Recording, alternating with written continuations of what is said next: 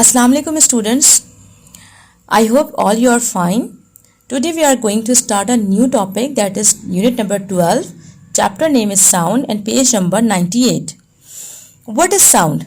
Sound कैसे produce होता है? वी नो दैट जब हम आपस में बातें करते हैं, डिस्कशन करते हैं या बर्ड्स की चिरपिंग की आवाज़ सुनते हैं या किसी को आवाज़ देते हैं या सिंपल म्यूज़िक सुनते हैं लाउड स्पीकर पे या स्पीकर पे या हेडफोन पे, तो इन तमाम चीज़ों से साउंड प्रोड्यूस होता है.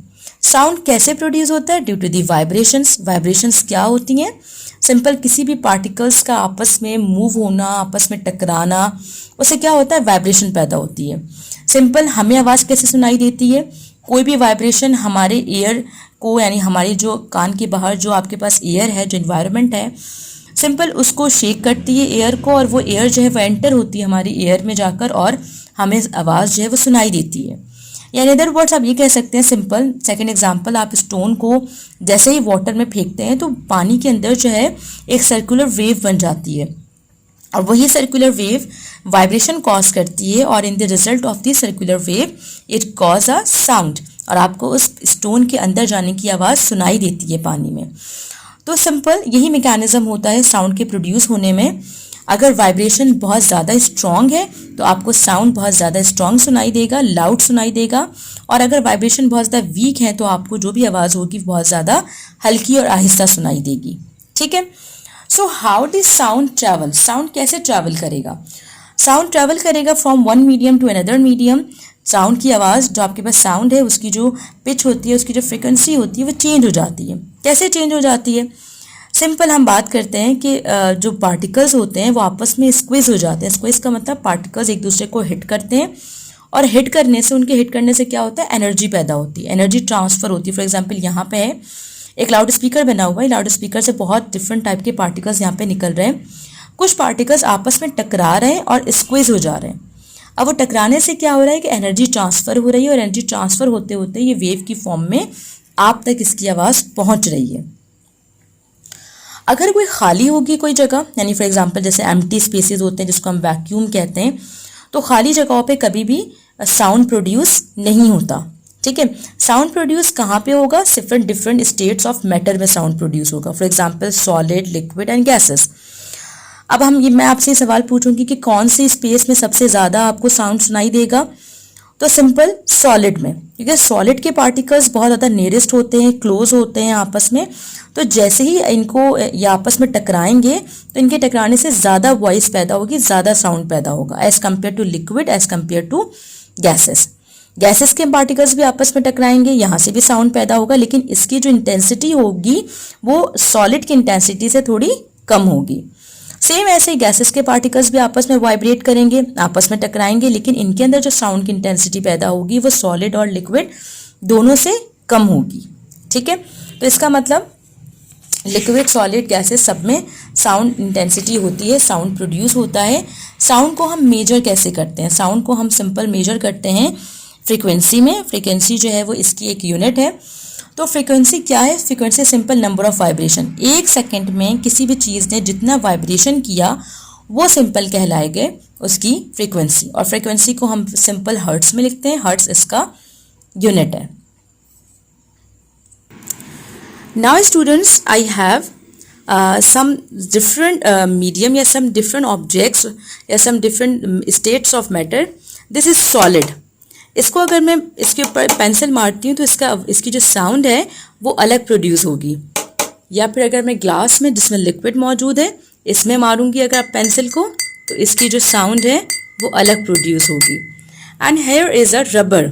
अगर मैं रबर में पेंसिल को हिट करती हूँ तो यहाँ पे कोई भी साउंड प्रोड्यूस नहीं होगा. इट्स मीन रबर के अंदर जो साउंड है वो एब्जॉर्ब हो जाता है, वाइब्रेशन इसकी एब्जॉर्ब हो जाती है और ये साउंड प्रोड्यूस नहीं करता. यहाँ पे एक सॉलिड मीडियम भी है और एक लिक्विड भी है, तो इसलिए इसकी आवाज़ आपको डिफरेंट सुनाई दे रही है. So here is some different states of matter. I have a guitar and guitar has some string. अगर हम स्ट्रिंग को बजाते हैं, स्ट्रिंग को वाइब्रेट करते हैं, तो यहाँ से भी आपको साउंड सुनाई देता है। और जब तक ये स्ट्रिंग वाइब्रेट होती रहेंगी आपको साउंड सुनाई देता रहेगा। जैसे फॉर एग्जांपल बी की बजिंग होती है, बीज जो है वो अपने जब तक अपने परों को हिलाती रहती हैं देर तक आपको साउंड सुनाई देता है। जैसे वो अपने परों को स्टॉप कर देती हैं उसका आपको साउंड सुनाई नहीं देता। Here is another example.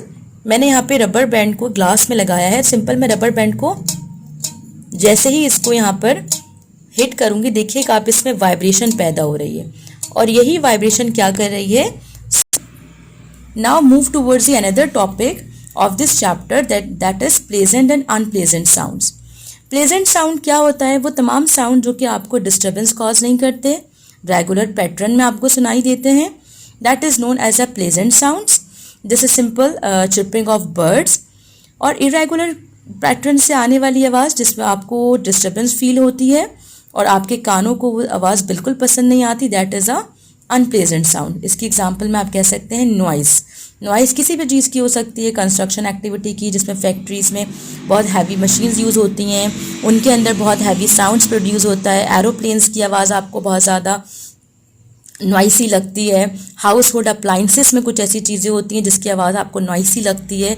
तो यहाँ पे आपको एक पिक्चर गिवन है जिसमें बहुत ज़्यादा नॉइस पोल्यूशन के बारे में बहुत सारी पिक्चर्स आपको यहाँ पे दी गई हैं।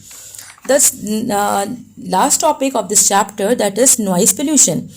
पोल्यूशन सिंपल जो नॉइस से पैदा हो वो आपके पास नॉइस पोल्यूशन है।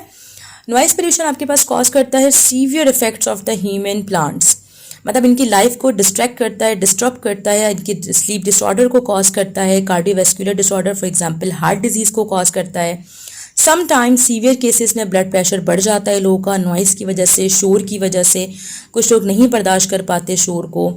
सिंपल कैन कॉज करता है टेम्परेरी परमानेंट हेयरिंग प्रॉब्लम हो जाती है, कुछ लोगों को हेयरिंग एबिलिटीज़ डिसएबिलिटीज़ हो जाती हैं। या फिर आपके पास कुछ बर्ड्स ऐसे होते हैं जो कि इनके नेविगेशन सिस्टम होता है, यानी कि वो जैसे ही उनकी आवाज़ किसी बैरियर से जाकर टकराती है और टकरा के दोबारा से सुनाई देती है तो सिंपल वो समझ जाते हैं कि उनका प्रेयर वहाँ पे मौजूद है, उनका प्रे वहाँ पर है। ठीक है, फॉर एग्जांपल बैट्स यानी कि चमगादड़ जो होता है वो रात के वक्त निकलता है और वो अपनी आवाज़, उसके अंदर इको सिस्टम होता है, जैसे उसकी आवाज़ कहीं से टकराती है जाके उसको वापस सुनाई देती है तो उसको हम कहते हैं simple sound producing mechanism echo system. तो अगर उसकी नेविगेशन सिस्टम में कोई हिंड्रेंस आ जाती है तो भी नॉइस क्रिएट हो जाती है। और सिंपल इसको हम कैसे रिड्यूस करेंगे? बहुत सारे इसके ऐसे सोल्यूशन है जिससे हम इसको सॉर्ट आउट कर सकते हैं, इसको रिड्यूस कर सकते हैं। इन तमाम चीज़ों पे ओवरकम हो सकता है। नॉइस पोल्यूशन के ऊपर हम प्लांटिंग कर सकते हैं, बुशेस लगा सकते हैं ताकि वो तमाम की तमाम नॉइस अंदर एब्जॉर्ब हो जाएं। हम अपने टीवी के वॉल्यूम को कम कर सकते हैं या फिर हम ऐसी मशीन्स यूज़ करें जहाँ पे नॉइस कम हो, या सिंपल रेजिडेंशियल एरियाज़ या स्कूल्स और हॉस्पिटल्स वगैरह में ऐसी चीज़ों को यूज़ किया जाए जहाँ पे नॉइस जो है वो कम क्रिएट हो। ये एक्सपेरिमेंट यहाँ पे मौजूद था जो कि मैंने आप लोगों को यहाँ पे ग्लास में रबर बैंड लगा के करके भी दिखाया है, या आप इजीली घर पे भी कर सकते हैं। डिफरेंट टाइप के जो रबर्ड्स हैं आप उसको किसी भी ग्लास में प्लेस कर सकते हैं या फिर शू बॉक्स के ऊपर प्लेस कर सकते हैं और फिर आप उसको अगर उसको वाइब्रेशन देंगे तो डिफरेंट टाइप के साउंड्स जो है वो प्रोड्यूस होंगे। Okay students, I hope you will understand this topic. Thank you class. Allah हाफिज़।